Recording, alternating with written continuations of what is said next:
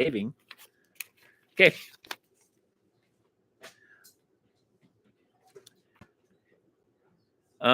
Amy leaned out of the side of the tower into the rain and darkness. The graveyard looked impossibly far below. The cars in the streets looked like Matchbox toys that Dan used to play with. Amy groped along the stone wall outside the window. Her fingers closed around a cold metal bar.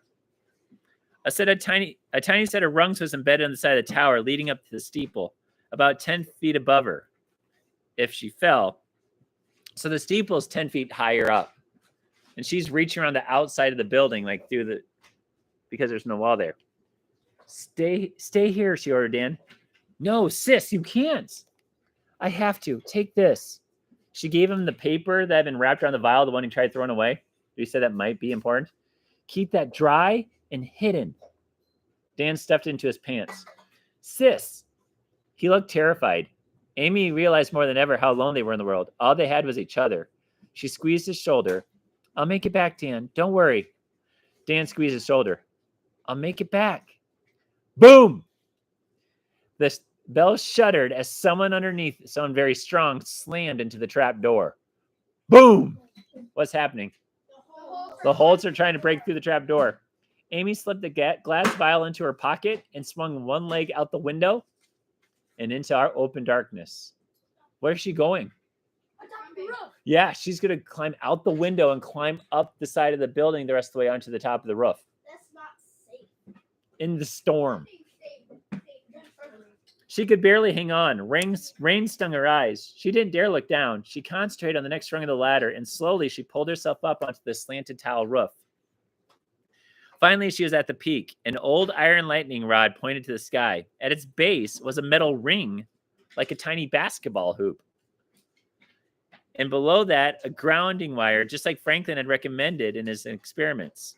Amy lashed the wire around her wrist, then took out the vial. It was so slippery, she almost lost it. Carefully, she slipped it into the iron ring. A perfect fit. That tells us something right there. So basically, there's a ring, like a ring, that's stuck to this wire that's hanging from the metal rod. And the vial fits into that ring perfectly. Why?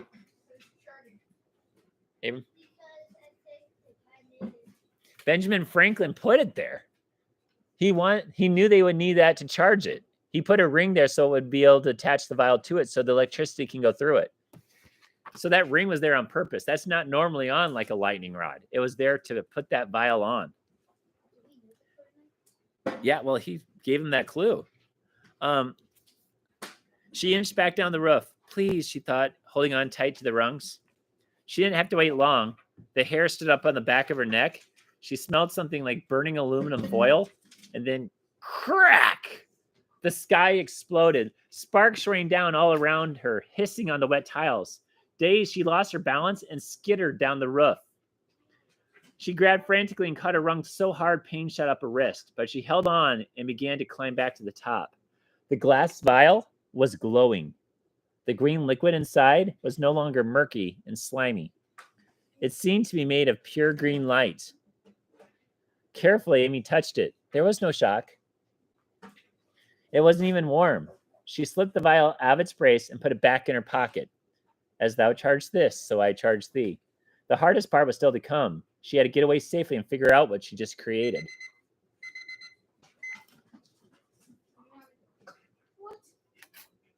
I told you it wouldn't be very long. It's okay. We're on page